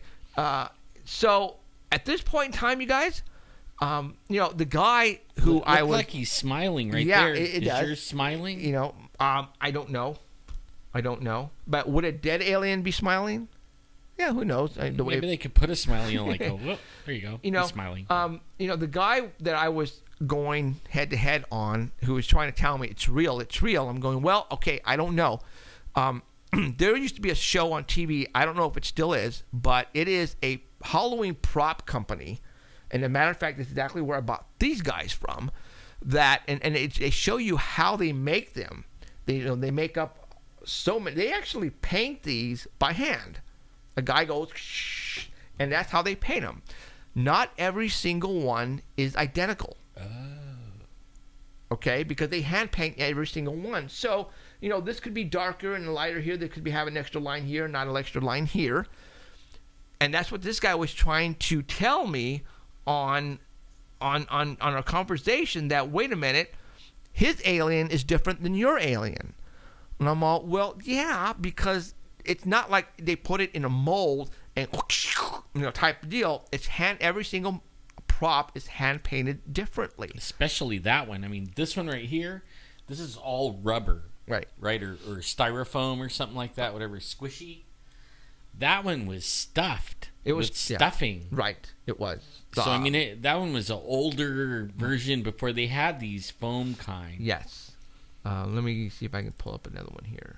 Here's another one. It's not clear because I zoomed in on it. But, the dang thing is pretty much the same prop I had, guys. Yeah. I actually had that same prop. So, is this guy, Boyd Bushman, is he trying to tell us or trying to give us false information that, this is a prop and he's trying to make us think it's real? Or is it real and they made props like it and put it out for the public to think that, wait a minute, this guy is a joke and he's feeding us a bunch of BS? Well, I kind of, after I saw this, I researched that guy some. Okay, he never took those pictures. Okay. So he has a contact that would take the pictures and send them to him. And Okay. he supposedly has pictures of from inside the UFO looking at the planet that alien came from. And all these other pictures, of one flying saucer looking at another flying saucer. I mean, all kinds of stuff. The propulsion unit inside. Right. Somebody was feeding him these pictures, Okay. right? And that's where I'm trying to get at too. Maybe they were setting that dude up Exactly. to be like the fall guy. Exactly my point. You know, That's where I'm feeding going him with fake crap, and then he died, and now they're releasing it and everything, so he doesn't get made fun of. Right. But he was saying this stuff for the last 20 years or something like that. From what I can, right now, guys, I am the only one who owned this prop. I haven't seen this prop anywhere. I've Googled it. I've tried to find it. I can't find it. They don't make it anymore. All right. I wonder if it had a name, like Billy Bob or But something. where I got it from was Party City. And Fresno has a couple of them, like 3 or 4 of them, I believe. They sort of kind of look like a Toys R Us in the front, but it's Party City. And of all places, during Halloween, this sucker was with all the other props. And I went, holy moly, for $99.99. I bought it because I'm an idiot and I'm a geek. So, but he went everywhere. No, he went everywhere. You're right. We took him to Sacramento and the Bay Area and parades, and I mean, this guy got around. Yes, and until he finally disintegrated and the cotton was coming out of him. Yeah. And he was bendable. There was a solid, hard wire, very hard. Gauge, solid gauge, big gauge wire inside him, so you can literally bend his arms any which way. And you can move his neck and you can bend it and it will stay that way. And, when I was communicating with this guy on Facebook and he was telling me, no, it's real because look at the neck is turned and it's it's staying in one position. I'm going, well, dude, it had a hard wire in it. You can bend it and do whatever you want with it because we made it do nasty stuff. Yeah, I mean, that's what was cool about it is you could put it, In fact, he was the most popular one. Everybody wanted to kiss him and hug him, and we would hook him up on this bed, gurney, Let me show you a picture with of a that. heart rate monitor, but it was flatlining. I don't know if you can see that. Okay, and this is... what do you call it? IV. Yeah, An IV hooked to him. Well, there it is right there. I'm going to show you how kind of a big, how there's the IV. geeks that we really are. Even with the chest open up, like it pretty much an alien came out of it, like the real alien. See, he's smiling. He loves it. So there you go. I had the same prop as Boyd Bushman, whatever it was in his picture. So Alan pretty much explained what my theory is, that they were feeding him and giving him crap, and they knew eventually he was going to come out in the open and pretty much tell everybody that all this was real, and they gave him stuff like this. But again, we don't know. But I'm just telling you, I had the same alien prop as what he had in the picture. Okay, so take it for what it's worth. Is this guy legit? I'm thinking he is. Maybe he did work for Lockheed Martin. But as Alan just said, he did not take those pictures. They were given to him. So anybody could easily have faked those pictures by putting the prop on the bed and taking some photographs. So and that's what right now it's going around. It's viral. People are debating it now. There is one. He has one where it shows the veins in the back of his head. Yeah, and there's a picture like that I took, and there's a little girl standing there, and you can see the back of his head. You know what? I didn't put that one on this. No, I did. It's there, over on the other side. I see what you're saying. Okay, let me find it. This one? Yeah. There you go. And you could see the veins on the back of his head, so it's the same one, right? I mean, right. The guy was saying, "See how real it is? It has the veins in the back of its head." I started going through the pictures right away, and I'm like, "Look, there's the veins in the back of his head." The same one. It's the same thing. Yeah. Okay, so because I have the same alien prop as what he has in this picture, are we saying this guy is a total, fake hoaxer? No, we're not saying that.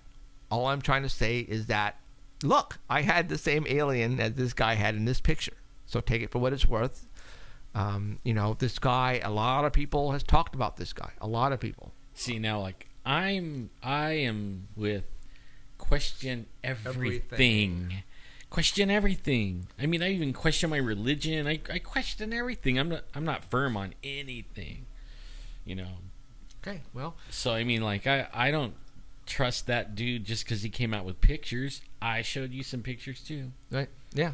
And we have the exact same thing, or had it anyway. I had to throw it away. 'Cause like I said, it totally came apart. Yeah, because we used it a lot. We used him a lot. So now I have up-to-date aliens and stuff in here that you still haven't seen, that you can only see when we have the show on TV. So, unfortunately, you're just going to have to wait for that. So, all right. Well, they go out to events with us. I mean, they've been molested too. Oh, yeah, these guys have. Yeah. Heck yeah. I've seen him with 5 women on him, feeling him up all over the place, man. They get the action while we sit there and go, gee, really? Really, guys? So, yeah.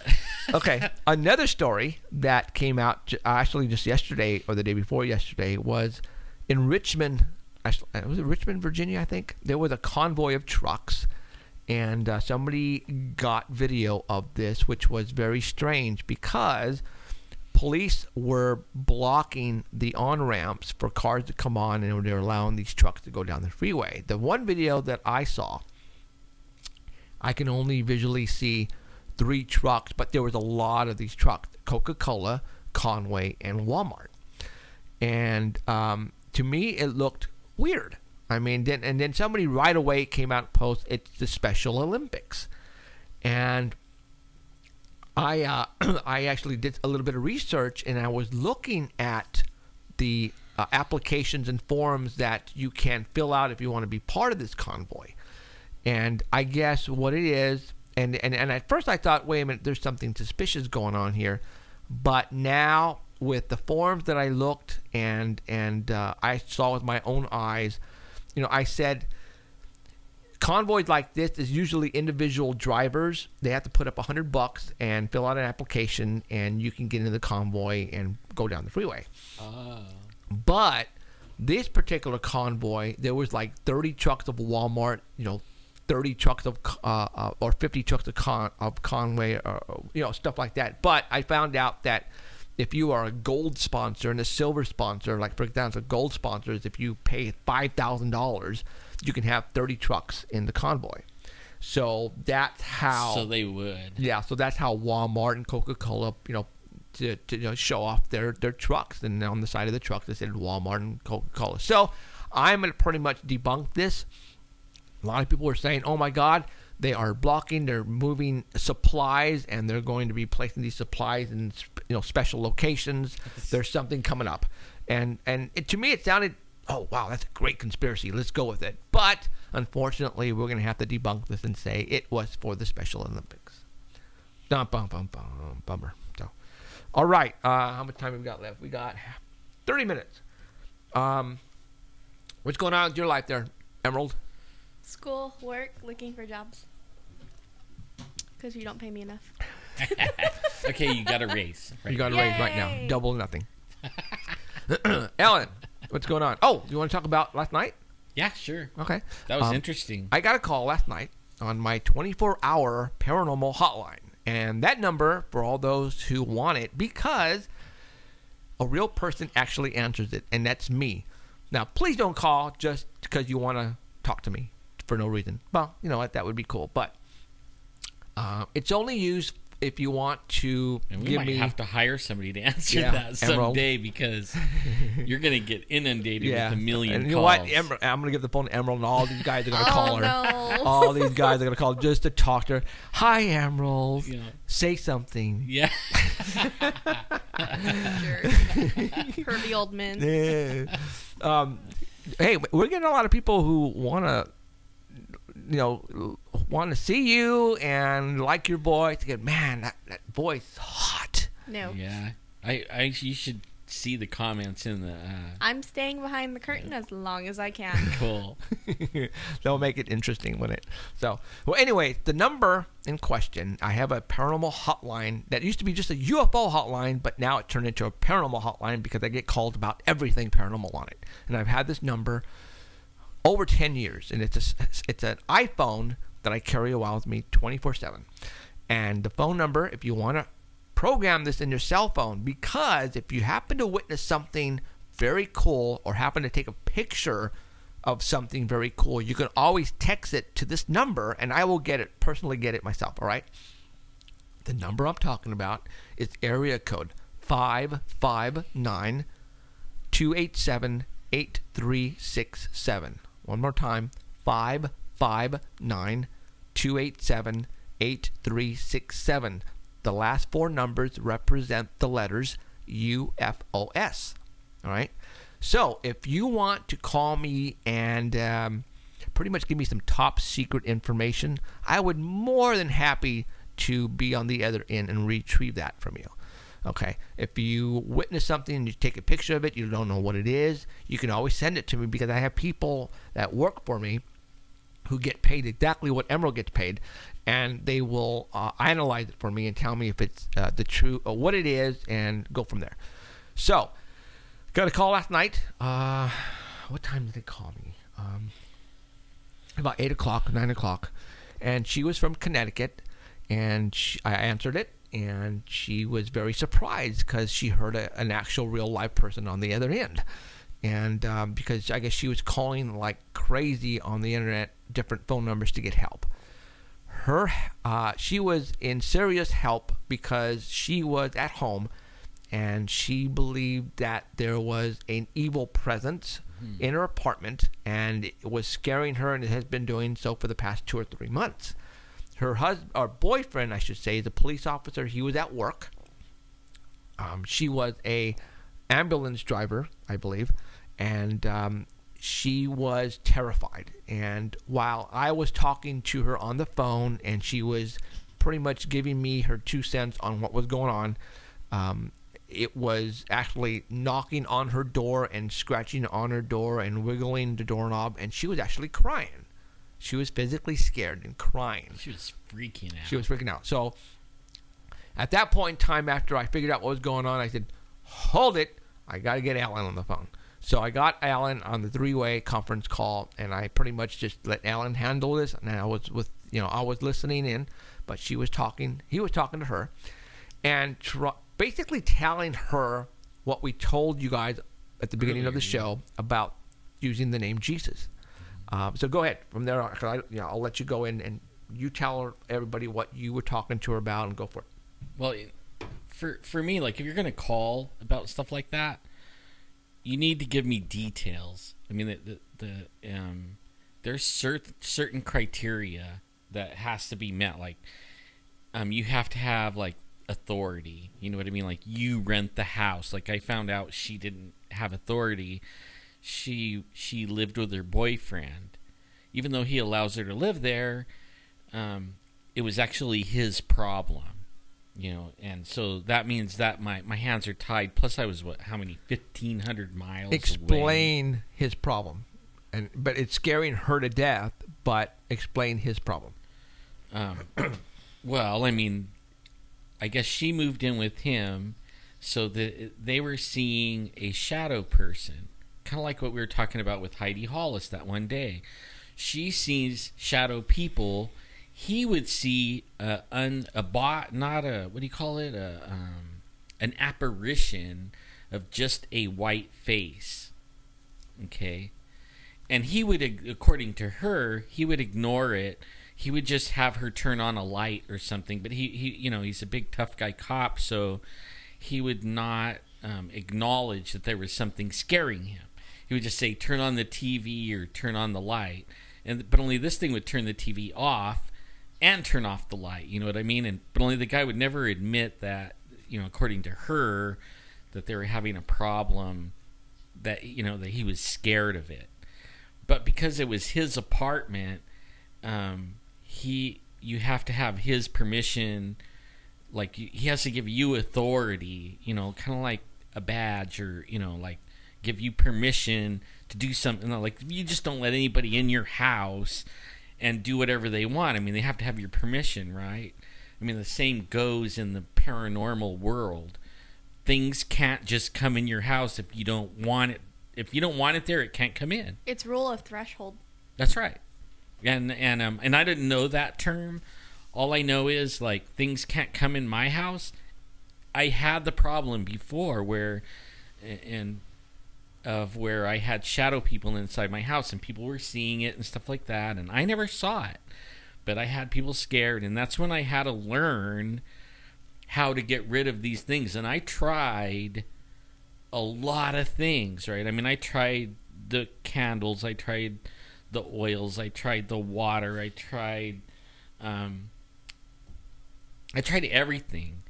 And it all came down to one day when I was researching that this name, above all names, that you could use, but only I had to do certain things to be able to use it. But I did those things, and if you want to know what those things are, you can find out on your own. But it works. It works. It works. It works. It works. It works so good that these things will pick me out of a crowd and attack me. I mean, they'll absolutely see me and come after me and attack me, and I don't even know the people. You're a threat. That's right. You're a threat. I'm a That's threat. what it is. That's like, it's not like the warm blanket thing, because when you could see these things, they gravitate to you because you're able to see them. When you're a threat, they know it. Yeah. And that's a totally different I subject. have visually seen this firsthand, you guys, And I can tell you right now, it's freaking weird. Yeah, it is. It's weird. What's even weirder, when he got her on the phone, that thing knew I was on the phone and went. From last night, guys. Yeah, and it went nuts. I could even hear it banging on the door. It was scaring her even more because it was, whatever it was ticked off that she was talking to Ellen. And knowing that, there is something on the phone that can literally get rid of me. Yeah. I mean, that's exactly... And I told her that, too. I told her. She was like, how now? Come, it's really scaring me. I've been here 3 months. It never acted like this. Right now, it's really scaring her and knocking things off the table and all kinds of stuff. And it even would come in, it would go through the door. It didn't have to stay on the outside of the door. It even came inside, and she's looking at it in the corner of the room. Right? And I'm trying to tell her how to get rid of it. But only she's... When I say the name, she's not happy with that, what I tell her. Right. Right. She was like not having it, you know what I mean? She went into like a cussing fit, and I'm thinking, and then I found a few more things that maybe might be a problem with her. A problem. Right. But I do know that I could get rid of these things with this, and all that did was strengthen my faith in that, because like Jeffrey said, I mean, these things pick me out and they come after me. I mean, they come after me. They will get right in my face and start cussing me out and asking me what my credentials are and all kinds of stuff. I mean, see, I'm not like, when you mention it like that, I'm not doubting what you could do. Oh yeah, I know. I think it's more like for me to understand it, because I am kind of against the whole religious aspect. It's like focusing your energy, and that saying his name allows you to focus that energy, gives you that strength that you need to get rid of whatever you need to do. So when people come to me and they're like, well, what do I do? And I'm just like, what do you mean, what do you do? Like, you don't sit in a corner. You don't freak out against it. You have to be stronger than what it is. It's a battle of will. If you don't have the will to fight it, it's going to beat you. And I don't, like, when people say, well, I'm freaking out, I get mad because I'm like, okay, you're not getting pissed off that this thing's, like, trying to control you? That's how I was last night. And that's exactly what it is. I think people have certain mentalities and characteristics that enable us to do that. She was freaking out. Like, the more it rattled around, the more she cried and sobbed. I would have been pissed. I would have been like, okay, that's more crap that I need to clean up once you're out of here. Once I kick your butt out, that I have to clean. You want to know something really weird? And I didn't get to ask Jeffrey this, but it cut me off. A couple times. It totally reset my router. I mean, I was sitting there and all the lights on the router went off. And I was in control of the conference call, and I dropped both you guys twice. And I had to call her and then call you back. And again, coincidence, solar Maybe. flares, I don't know. But it happened. It did. I mean, and then, on like after the second time it dropped me out, she was calming down, and she was starting to get like stronger, and have a little bit of faith in herself that she could stand up to it. But I mean, she was saying she has scratches all over. I was trying to get her to send like pictures so that we could share them on the show.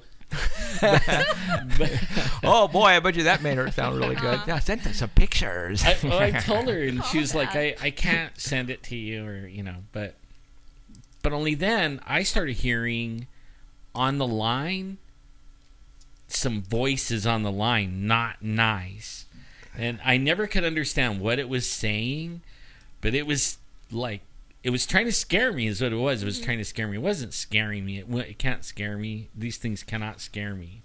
I mean, I wrestled with a demon in Africa, in Ghana, Africa. That was one of my first time ever meeting the dark side, right? And it was in Africa, of all places. And I met like 3 or 4 of them over there. And it was like my crash course on my little world of what I thought my little world was. Isn't quite like what, my world is. And that's why that and seeing Bigfoot is why I even sit right here today. Well, that's like, I mean, I have people tell me when I share some stuff. They're like, oh, well, you believe in this, but how do you not believe in God? And, well, I haven't dealt with a God in that sense. So demons and stuff, spirits like that are my specialty. Like you guys are UFOs, Bigfoot, and then you have your religion and your beliefs. So it varies between people, and you could have more than one or just one type of belief. Well, I had problems with the God part for a long time. I mean, I wasn't raised in church at all. I mean, my dad was a sheriff. My uncle was a sheriff. I was one of those kids that, they put me in karate for a long time. And, I mean, I was just, like, crazy, wild, crazy party, everything. But only I had a problem and I couldn't change myself. So it was like one day, hey, God, if you're real, I can't stop. My wife's leaving. I lost my job. I mean, I just got out of jail for the umpteenth time, and I'm sitting there and like, I can't stop. If you're real, make it stop. I haven't drank a drop since or anything. I haven't been arrested. That last week? It was 1987 or no, 1986, April 26th, 1986. And that's like opposite because I was in church every freaking Friday. I was Catholic school. I was brought up Catholic. I was baptized. I did this. And after, I'm just like, I'm done. Well, I'm just done. I found out Catholics are going to get mad at me.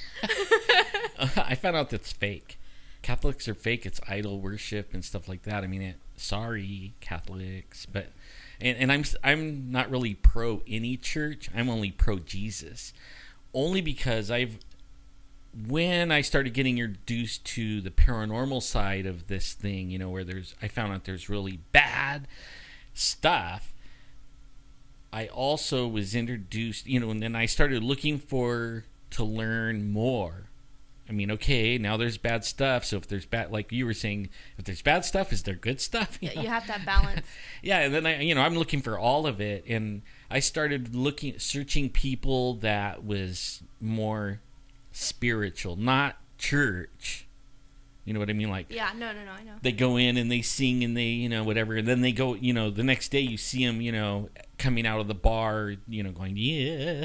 I'm talking about the guy that is practicing like the real deal part, like praying for people that's sick and stuff like that. And then I started hanging with that guy, and that meant I had to go to church a little bit just so I could see what he did.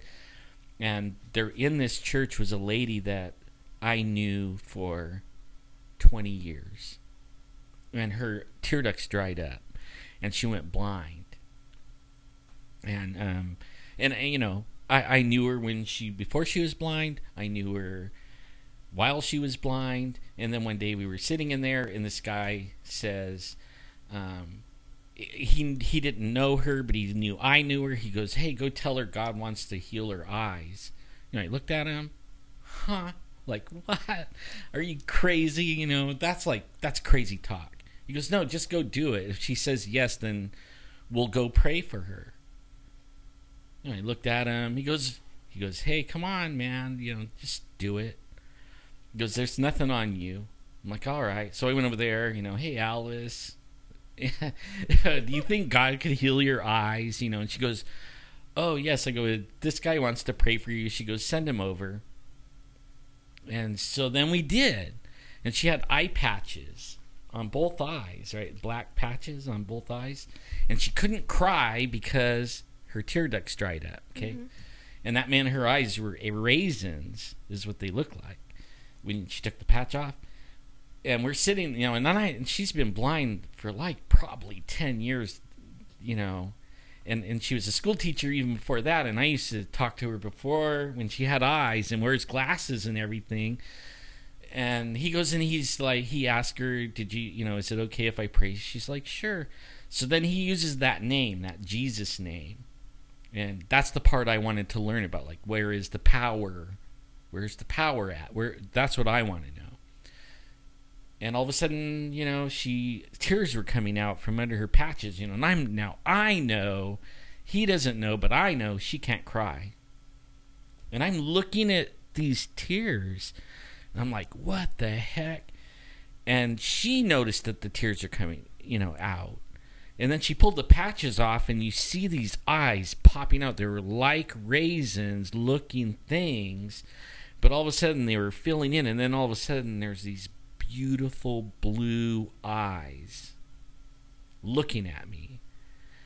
And then she just started running around and dancing with everyone and grabbing everybody's face and looking at them, and everything. And then she looked at her husband and she was like, "Whoa, what happened to you?"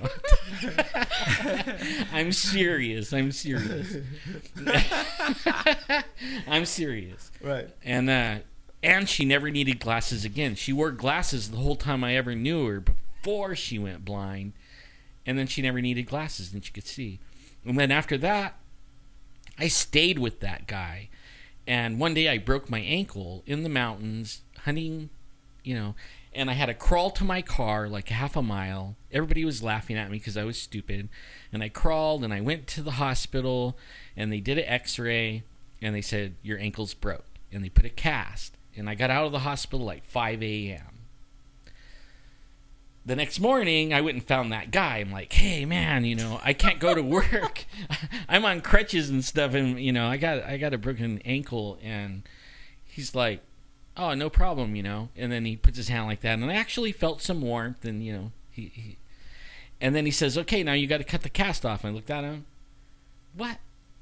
Because you got to cut the cast off. I'm like, and I went like, "You do it, And so these two guys cut my cast off, and then he's like, "Does it hurt?" I'm like, "Yeah." Because you got to walk on it, that's what makes your faith. I'm like, "What?" So I limped, and then like 2:00 in the morning, I'm laying in bed and I can't go to sleep, and my ankle is killing me, and I'm like, "Oh man, what a stupid thing I did," And I went back to the ER, and as soon as I went in there, it was the same people. Same nurses, same doctors, And I come in there and I'm telling them, and they're like, the doctor came in and he started chewing me out. He's like, "What? I told him what I did." He goes, "You're freaking crazy, man. Now I got to x-ray it again to see what kind of damage." He goes, "I might have to really hurt you this time." And I was sitting there like, "Oh no, And he x-rayed it. They sent me over there. Then they brought me back in a little room. A few minutes later, he comes in and he says, "Hey, can you jump off of there and walk across the room for me?" And I'm looking at him like, "What? You just chewed me out telling me don't put any weight on it." And he's like, "Could you please, like, all right." And I get out and I'm like limping. And I get back on the bed and he says, "Did it hurt?" I'm like, "Yes. Come on. Yeah." He's like, "I'll be right back." And then he comes in a few minutes later with another doctor. He goes, "Hey, could you do that again? Can you jump down and walk across the room?" I'm like, okay. And I get out and I walk across the room, and then I hop back on. Before I could hop on the bed, he goes, "Does it hurt?" I go, "Yeah." He goes, "Well, walk out here with me." And they show me the x-rays. He goes, "Here's the last night's x-ray." He goes, "Can you see the break?" "Yeah, big break." He goes, "Here's today's x-ray. What do you see?" No break. No break. No break. And I walked out of there without a broken leg. In 24 hours, my leg was not broke. And I walked out.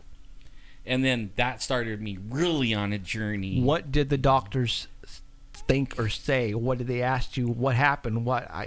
They didn't know. Because I told them what I did when I first went in there, and they laughed at me and they thought I was crazy, and they told me they were going to hurt me putting the cast on. All they did was I said, "Do I need a cast?" He goes, "Do you want one?" I'm like, "Do I have to have it?" He goes, "No." I go, "What about the crutches?" He goes, "Your insurance paid for it. They're yours." I go, "Do I need them?" He goes, "You tell me." I'm like, But what was their... they were probably there going... Yeah, they were doing that at the x-rays. They weren't looking at me. Right, and they're going... That's what they're going to... broke, not broke, broke, not broke. Right. How can a doctor, a medical professional... Oh, well, they did say that hasn't been their first time they've seen stuff like that. Okay. And It is their first time? No. Oh, it's not the they first said time. there's times people come in and they make claims that they get prayed for, and he said they've seen cancer be gone and broken bones be gone and all that. Whoa. You know, and then after that, I prayed for people. I had never really seen anything like that, but only when it comes to demons, that's where it works for me. Wow.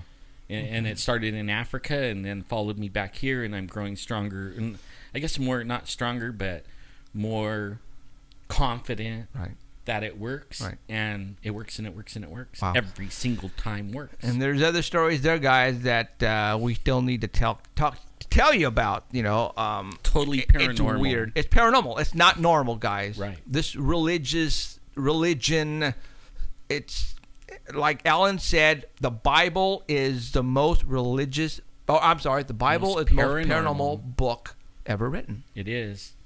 I mean, they raise the dead. They make the sun stop for 3 days. I mean, hey, crazy. That's paranormal. All right, you guys, we are done. I know it went extremely fast. Give us another 2 weeks, and we will be doing this for 3 hours instead of 2.